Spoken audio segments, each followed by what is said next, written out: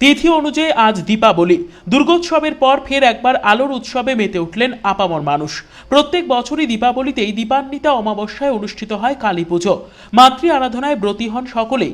শুভ শক্তির হাতে এ যেন অশুভ শক্তির পরাজয়ের পালা। সেই উপলক্ষে আজ সকাল থেকে জেলায় জেলায় চলছে মাতৃ আরাধনার প্রস্তুতি।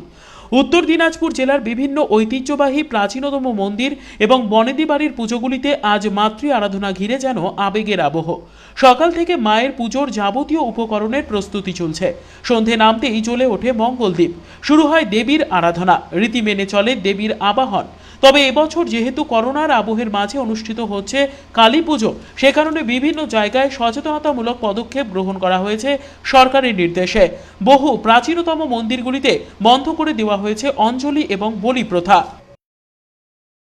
বনেদি বাড়ি ও মন্দিরগুলির পাশাপাশি একই ছবি বিভিন্ন ক্লাবের পুজো মণ্ডপেও। সচেতনতার সাথেই সেখানে অনুষ্ঠিত হচ্ছে পুজো।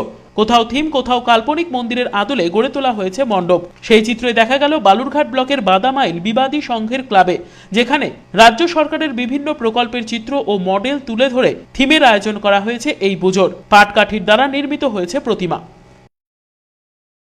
Bureau report, Kulik news.